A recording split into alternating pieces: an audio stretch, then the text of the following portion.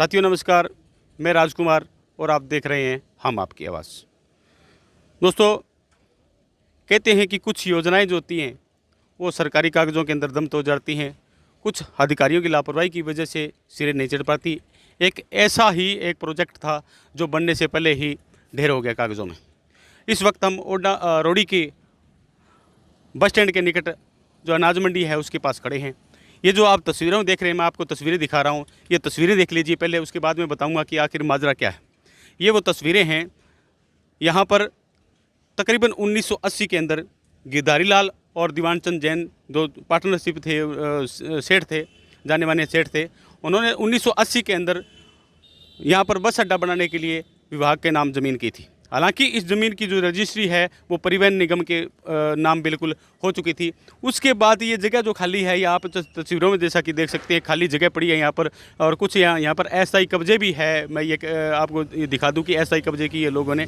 और ये जो बस क्यू शेल्टर बना हुआ है मेरे सामने, मैं आपको तस्वीरों में दिखा रहा हूँ, आप ये देख रहे हैं, ये निशानी है उस चीज़ की भी यहाँ पर बस अड्डा बनाया जाना था। और मैं ये कहता हूँ कि इसका नींव पत्थर भी चौधरी दलबीर सिंह ने सेंटर में मंत्री रहते हुए रखा था, पर उसके बावजूद से इसकी कोई सुध नहीं लेगी। आज ये जो जगह है बस अड्डे के नाम पर पड़ी तो है, पर यहाँ पर ना तो कोई बस अड्डा नज़र आ रहा कहीं, ना कोई बसें रुकती हैं। खाली जगह में जिस तरह से लोगों ने अस्थायी कब्जे कर रखे हैं, तो अस्थायी जो वाहन है वो भी यहाँ रुकते हैं। पर जो ये जिन्होंने ये ज़मीन दी थी, उस परिवार का ये कहना है कि हमारे पूर्वजों ने ज़मीन दी थी, इस ज़मीन बस अड्डे के लिए दी थी, पर बस अड्डा बना क्यों नहीं है। उन्होंने इस बार कई बार अधिकारियों से मांग भी कर ली, अधिकारी यहाँ आते हैं, विजिट करके चले जाते हैं, पर कोई संतोषजनक जो जवाब है वो किसी के पास नहीं है।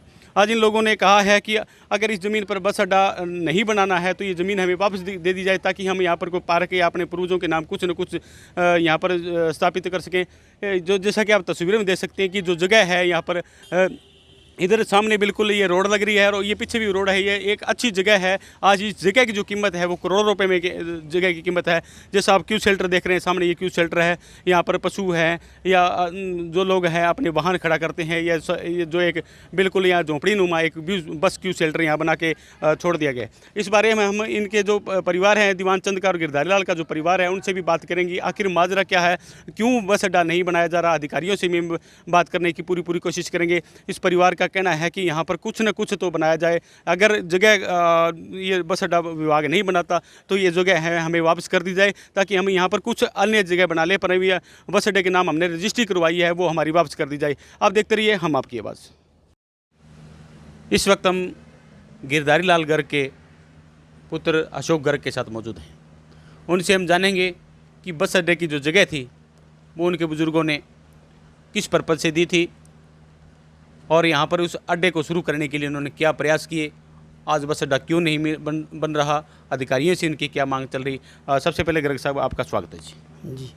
गर्ग साहब, आप ये बताइए कि आपके पूर्वजों ने ये ज़मीन दी थी बस अड्डा बनाने के लिए।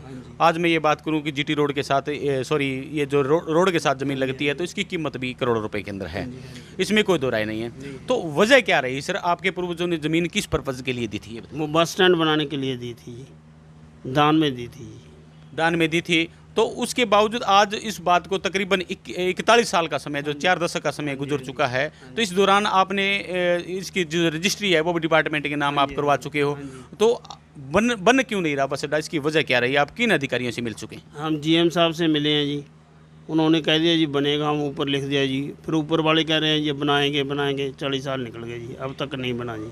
तो वजह क्या है? अगर डिपार्टमेंट यहाँ नहीं बनाता है तो आपकी मांग क्या है, ये बता दीजिए। हमारी मांग तो ये है जी, हमें वापस दी जाए, हम कुछ और पार्क वगैरह बना देंगे जहाँ पे जी। यानी कि आप अपनी जगह जो दान में दी जगह है उसको अपना निजी कार्य के लिए प्रयुक्त नहीं करने वाले हैं यहाँ पर, मतलब और के अंदर कुछ ना कुछ बना देंगे जी, धर्म स्थान के लिए जी। तो आपकी डिपार्टमेंट से मांग क्या है, सरकार से मांग क्या है? बस अड्डा बनाया जाए। वो बस अड्डा बनाती है जी तो ठीक है, नहीं हमारी ज़मीन हमारे को वापस दे दीजिए। मैं दयालचंद जैन, सुपुत्र श्री दीवानचंद जैन, और हमारे साथी स्वर्गीय श्री गिरधारी लाल जी ने जो ज़मीन हमने बस स्टैंड के लिए दी, दान में 1980 में दान में दी थी, परंतु आज तक हमारा बस स्टैंड नहीं बना। हमारे वो बुजुर्ग चले गए हैं, हमने 2-3 बार सीएम विंडो में भी लगाई थी, उन्होंने भी कोई संतोषजनक जवाब नहीं दिया। और मैं उनसे अनुरोध करता हूँ कि हमारी वो ज़मीन वापस कर दें, ताकि हम अपने बुजुर्गों का जहाँ स्मारक बना दें, क्योंकि इस जगह पर अवैध निर्माण व कब्जे हो रहे हैं। आवारा पशुओं ने कब्जा रखा है, खोखों ने रख रखा है कब्जा जी, कर रहे हैं। और इतनी कीमती ज़मीन है कि इसका हम हिसाब नहीं लगा सकते। सर कितनी ज़मीन थी ये? जी 2 कनाल 14 मरले थी जी। तो तकरीबन 41 साल का जो समय है वो बीत चुका है। बीत चुका। तुरंत आपने कोशिश नहीं की? कोशिश की सर किसी ने, लेकिन हमारी सुनवाई नहीं हो रही। सुना है कि जगह जगह पर बस अड्डा बनाने के लिए राजनीति भी थोड़ी मोटी चल रही है कहीं ना कहीं। हो सकता चल रही होगी, लेकिन हमारे तो कभी किसी को कुछ कहा नहीं। हम पूरा सहयोग देने को अभी भी तैयार हैं। तो आपने जो रजिस्ट्री है वो डिपार्टमेंट नाम करवा चुके हैं जी। उस समय जोगिंदर सिंह जी GM थे सिरसा में रोडवेज के, और हमारे श्रीमती मुख्तियार कौर सरपंच थी जी। तो अब सरकार से आपकी क्या मांग है? हमारी मांग है कि हमारा बस स्टैंड बनना चाहिए जी, फर्स्ट क्लास बनना चाहिए जी, ताकि जो हमारे बुजुर्गों ने दान में दी थी उनकी आत्मा को शांति मिले। सबसे बड़ा काम है ये, और हमारे वक्त के मुताबिक चाहिए भी जहाँ पर। अब जिंदल मंडी रोड़ी से मैं तो सरकार से यही दरख्वास्त करता हूँ सर, अगर जहाँ रोड़ी में बस स्टैंड बना दिया जाए सरकार के द्वारा, जो कि 2 व्यक्तियों के द्वारा सरकार को 1980 में, आज से लगभग 40 साल पहले जगह दान में दी गई थी, और सरकार ने उस टाइम यही आश्वासन दिया था कि हम बहुत जल्द इसके ऊपर बहुत भव्य बस स्टैंड बनाएंगे। रोड़ी के साथ 25-30 गांव लगते हैं जी, और बस स्टैंड बनने से इतना बड़ा फ़ायदा हो जाएगा भी सरकार को भी बहुत बड़ी आमदनी का साधन बन जाएगा। हम तो प्रशासन से पुरजोर अपील करते हैं भी इसके ऊपर बहुत जल्द से जल्द ध्यान दे कि इसका बस स्टैंड का निर्माण किया जाए। आवारा पशु जो जहाँ बहुत बड़े झुंड में फैल रहे हैं, उससे दुकानदारों को, आम जनता को इससे निजात मिल सके। दोस्तों, बस अड्डे के बारे में हमने चर्चा की थी, उन परिवारों से बातचीत की थी जिन्होंने, उनके पूर्वजों ने जो ये भूमि अड्डे के लिए दान में दी थी। उन्होंने सरकार से मांग भी करी थी कि जो ये भूमि है इस पर या तो बस अड्डा बनाया जाए या फिर ये भूमि हमें वापस लौटा दी जाए, ताकि हम अपने बुजुर्गों के नाम कुछ स्मारक के या कुछ अन्य बना सके वहाँ पर। इस वक्त हमारे साथ क्षेत्रीय विधायक शिषपाल जी कैरवाड़ा हमारे साथ मौजूद है। कैरवाड़ा जी, सबसे पहले आपका स्वागत है हमारे यूट्यूब चैनल। नमस्कार, सभी दर्शकों का भी बहुत बहुत धन्यवाद। विधायक जी, बस अड्डे के लिए तकरीबन 1980 के अंदर 2 लोगों ने, धर्मार्थी सेठ थे, उन्होंने जगह दी थी तकरीबन 2 कनाल और 14 मरले। वहाँ पर अभी तक 4 दशक का समय हो गया है, बस अड्डा नहीं बन पाया। इस विषय में कुछ आप कहेंगे? देखिए, बहुत ही दुर्भाग्यपूर्ण बात है जब एक धर्मार्थ के आदमी ने जब फ्री में लैंड दे दी, और क्योंकि सबसे पहले गवर्नमेंट के अंदर यही दिक्कत आती है कि आपके पास कोई भी अगर काम करना है तो उसके लिए लैंड है कि नहीं। परंतु जब सरकारी बस स्टैंड के लिए उन्होंने ज़मीन अपनी उपलब्ध करवा दी, तो चाहे यहाँ विधायक कोई भी रहा हो, सरकारें कोई भी रही हो, अगर ये नहीं बना तो बड़ा दुर्भाग्यपूर्ण है। और हम ये चाहते हैं अब मौका है, जब उन परिवार के लोग सजग हुए हैं तो अब मौका है इस सरकार के पास कि वे जल्द से जल्द यहाँ रोड़ी के अंदर बस स्टैंड बनाने का उस जगह पर अपना जो घोषणा करे, और घोषणा के साथ साथ काम करे। सिर्फ घोषणा मंत्री भी ना बने, क्योंकि घोषणाएं तो इन्होंने इतनी कर रखी है कि बेअंदाजन, और ये बात हमारे सामने भी अब आई है।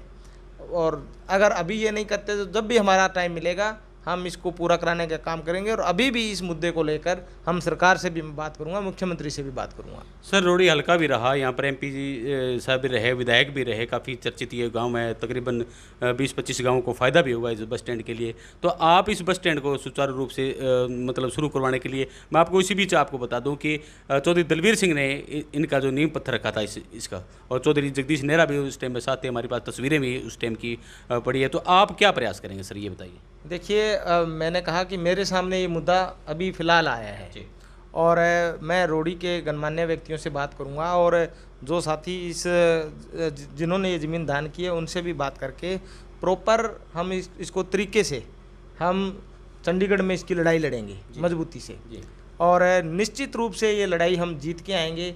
यही आशा के अनुरूप हम सच्चे मन से लड़ने वाले व्यक्ति हैं, और इस लड़ाई को जीतेंगे। यही हमारी लड़ाई रहेगी कि जो दान 1980 में दी गई थी वह भूमि वापस किसी और, वो भी धर्मार्थ काम में जाएगी, परंतु जिस काम के लिए उन पूर्वजों ने दी है उस काम में वो ज़मीन यूज हो। इसलिए हमारी कोशिश रहेगी, चाहे मैं परिवहन मंत्री से मिलूं या तमाम अन्य अगर मुख्यमंत्री से मिलना पड़ा तो उनसे मिलूं, ये मांग मैं सरकार से रखूँगा, मजबूती से रखूँगा। ये थे विधायक शिषपाल कैरवाड़ा। उन्होंने कहा कि उन्हें इस बारे में पता नहीं है। पर अभी आपने जो अवगत करवाया है, हम आपकी आवाज़ ने अवगत करवाया है, तो इस विषय में चाहे परिवहन विभाग से मिलना पड़े, मुख्यमंत्री से बात करनी पड़े, पूरी कोशिश करेंगे ताकि क्षेत्र के जो लोग हैं 20-25 गाँव जो इस बस अड्डे के लिए फ़ायदा होगा उनको, ताकि उनको सुचारू रूप से इस अड्डे का जो है वो कार्य शुरू हो सके।